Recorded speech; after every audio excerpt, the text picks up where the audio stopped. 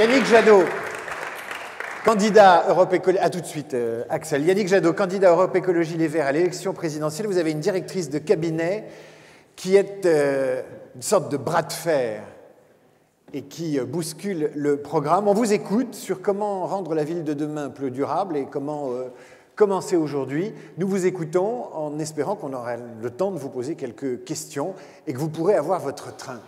Merci, merci infiniment.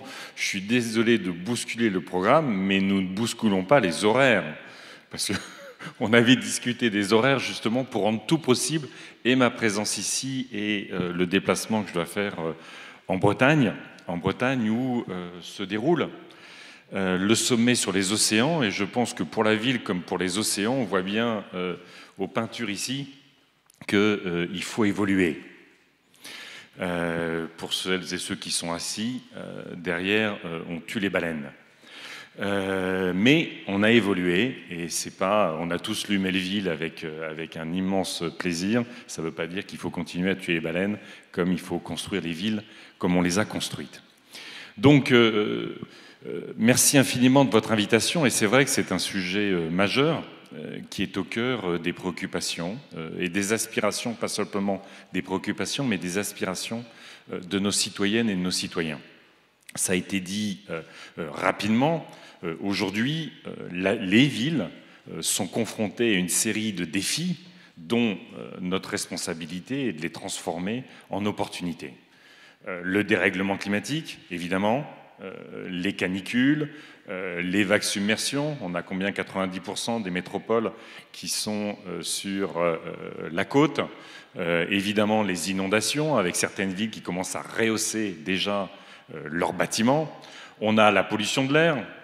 Selon certaines estimations, ça va jusqu'à 100 000 morts par an liées à la pollution de l'air. Donc ça repose l'ensemble de la question de la mobilité, et dans certaines villes, y compris le chauffage.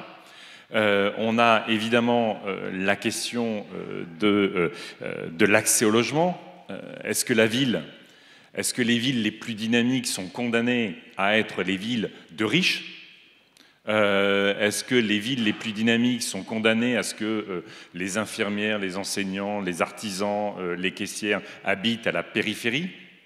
Et on a évidemment, et c'est ça, j'allais dire, la force du moment et l'intérêt de votre initiative, c'est que la pandémie a amené chacune et chacun à repenser sa place dans la ville. On a repensé la question des temps contraints, notamment des temps de déplacement. On a repensé la question de son rapport à la nature. Et donc, on a un certain nombre de personnes qui se déplacent des villes vers les campagnes, grâce au télétravail notamment. Et donc, finalement, dans tous ces enjeux-là, cette pandémie absolument dramatique nous offre une opportunité extraordinaire pour repenser la ville et pour intégrer tous ces défis, y compris de manière nouvelle, parce que les citoyennes et les citoyens ont un rapport différent à la ville. Alors évidemment, pour les écologistes, c'est un sujet très important, historiquement. Je l'ai dit, à la confluence de beaucoup d'enjeux environnementaux et sociaux et démocratiques. Mais c'est un sujet d'importance parce que depuis les élections municipales, nous dirigeons un certain nombre de grandes villes, de petites villes et évidemment de villages.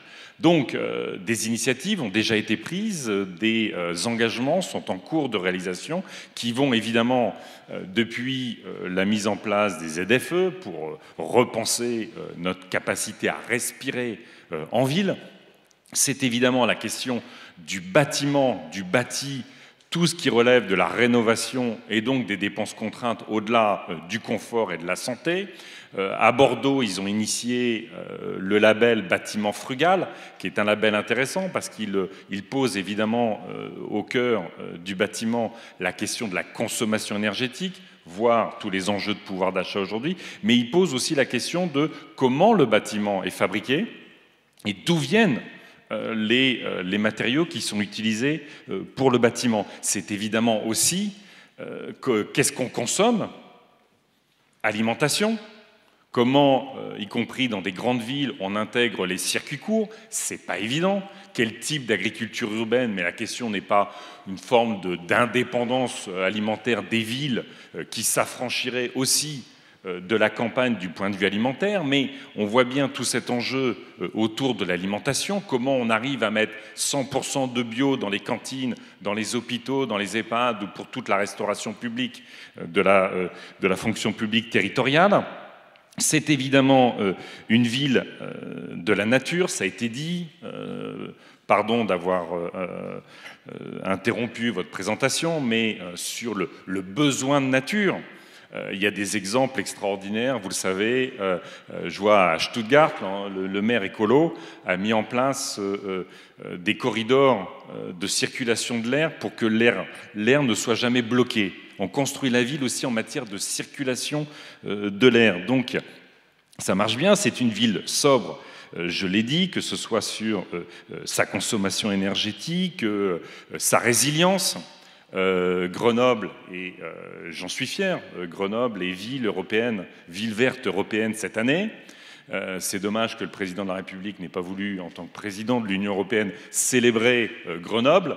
Il faut peut-être y voir quelques enjeux de campagne électorale, mais généralement, quand vous avez la chance d'avoir une ville qui est célébrée du point de vue européen, c'est bien que nous la célébrions tous ensemble, tout ensemble. Donc ça, c'est passionnant, y compris parce que Grenoble va être autonome en matière d'électricité avec des énergies renouvelables. Donc des éléments aussi de souveraineté et surtout de participation citoyenne. Enfin, la question évidemment de la ville, du partage et de la citoyenneté. Je l'ai dit, il y a une nécessité absolue pour reconstruire la démocratie, qu'elle se reconstruise à l'échelle locale. Pour moi, la société ouverte ne se reconstruira qu'à partir des territoires, et retrouver l'autonomie dans sa capacité à maîtriser sa vie sur la mobilité, l'habitat, l'urbanisme, les services publics, l'alimentation, la relocalisation de l'économie. Tous ces enjeux redonnent confiance, redonne maîtrise aux citoyennes et citoyens, et donc nous permettent d'affronter les grands défis avec un peu plus de sérénité et de ne pas forcément se projeter dans un passé nauséabond parce que réécrit. Et puis enfin, c'est la ville de la culture. Et là, il y a un enjeu, on est à Paris. Vous savez qu'en Île-de-France, le ministère de la Culture investit à peu près 135, 140 € par habitant en Île-de-France pour la culture. Dans les autres régions, on est à 15 € par habitant. Ce que je veux dire, c'est que cette capacité aussi à penser la ville dynamique, la ville de l'innovation, la ville de l'enrichissement, de l'épanouissement, de l'ouverture sur l'autre, est un enjeu essentiel, et la culture doit être un élément essentiel de la ville durable que vous portez. Merci. Merci. Merci Yannick Jadot. Merci d'avoir respecté le temps, merci de cet exposé. On va faire un exercice d'imagination, mais on est là aussi pour être réaliste.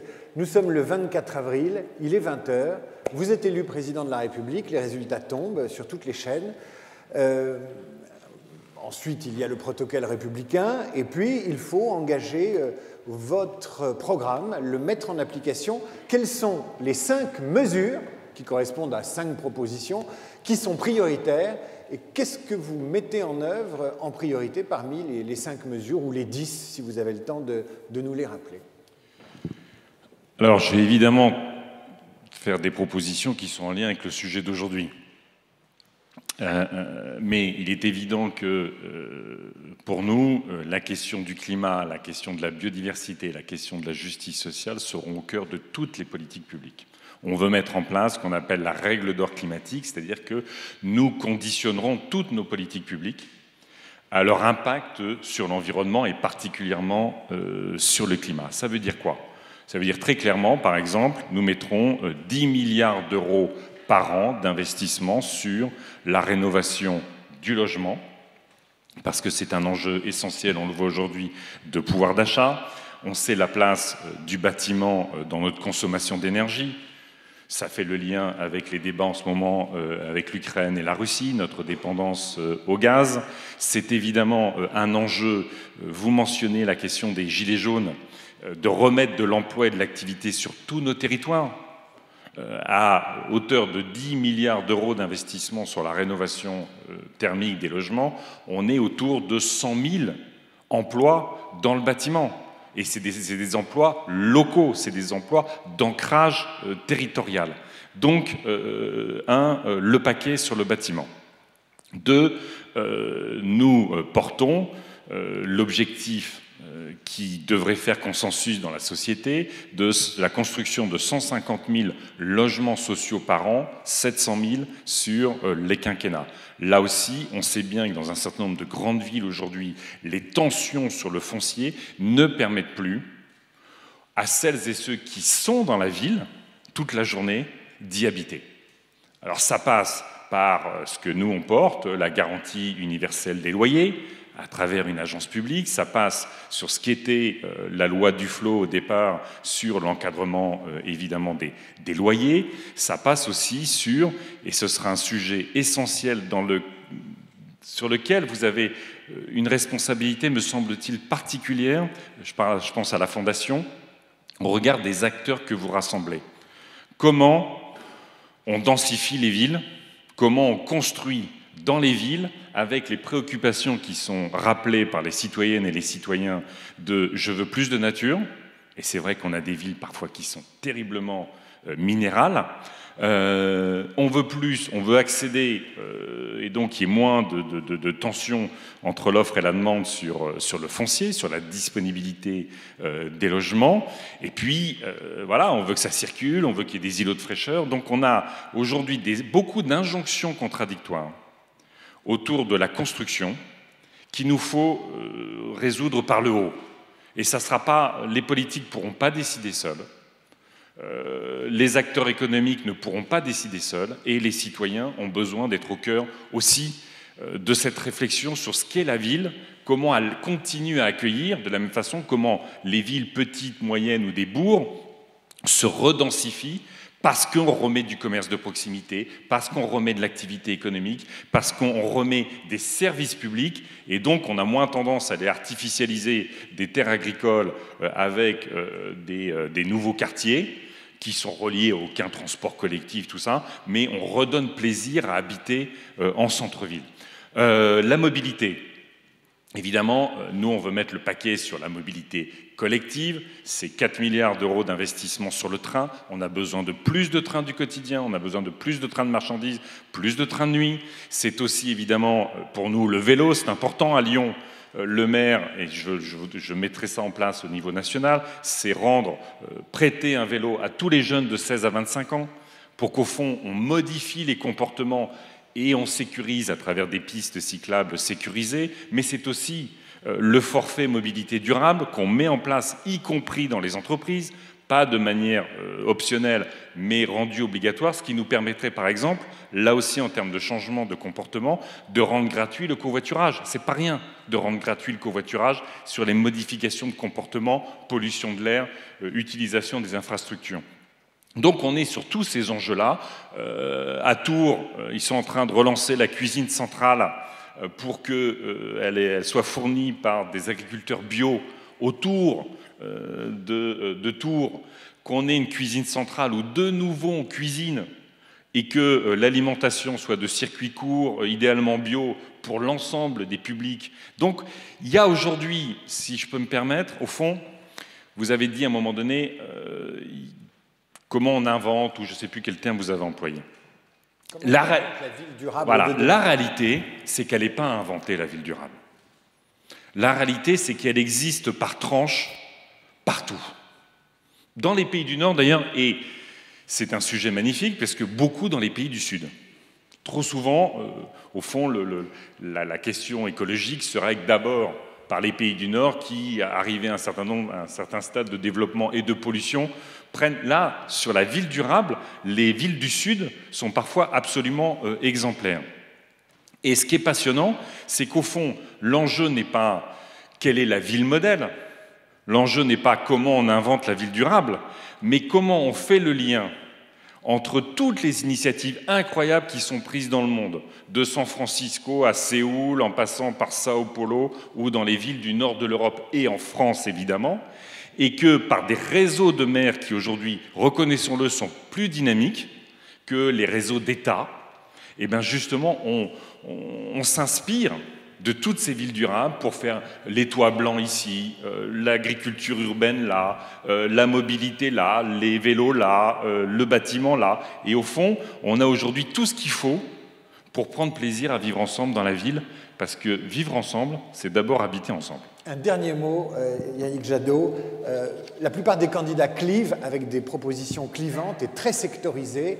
Vous êtes à peu près les seuls chez les écolos, et éventuellement un peu chez les socialistes, je n'ai pas de parti pris, mais avoir un projet global et une vision globale, ce qui est un handicap dans une campagne qui se veut clivante, sectorielle et catégorielle. Comment vous faites? Comment on peut gagner comme ça? Écoutez, je pense que je suis beaucoup sur le terrain, j'y vais là. Quand vous discutez avec les Françaises et les Français, il y a une forme d'excitation à regarder la télé, à regarder les pugilats ou les invectives, les polémiques. Ça ne veut pas dire qu'ils considèrent que c'est de la bonne politique. Moi, j'entends aussi beaucoup de la part des Françaises et des Français l'attente de solutions, et pas simplement de boucs émissaires, l'attente de solutions, l'attente d'une capacité à apaiser le pays. Et je pense qu'en fait, dans le monde d'aujourd'hui, la vraie radicalité, ça n'est pas de diviser, parce qu'au fond, tout le monde joue avec ça. La vraie radicalité aujourd'hui, c'est de tenter de réconcilier les Français, de les rassembler autour d'un projet. Et ces projets qui articulent, comme la ville durable, le quotidien, l'absolu quotidien. C'est le matin, comment je me lève, qu'est-ce que je mange, comment j'emmène mes enfants à l'école, comment j'ai bossé, quel type de boulot j'ai. Donc c'est vraiment le quotidien le plus fantastique et le plus banal, au fond, et puis une perspective collective pour notre pays. Et je pense que le débat politique va démarrer réellement, je l'espère, dans cette campagne électorale, et j'espère que celles et ceux, évidemment je pense un peu à moi, on ne va pas se raconter d'histoire, mais qui auront des propositions et des solutions crédibles, seront récompensés par les Françaises et les Français. Yannick Jadot, merci, votre train merci. vous attend. Désolé de partir trop vite. Merci. Bon courage.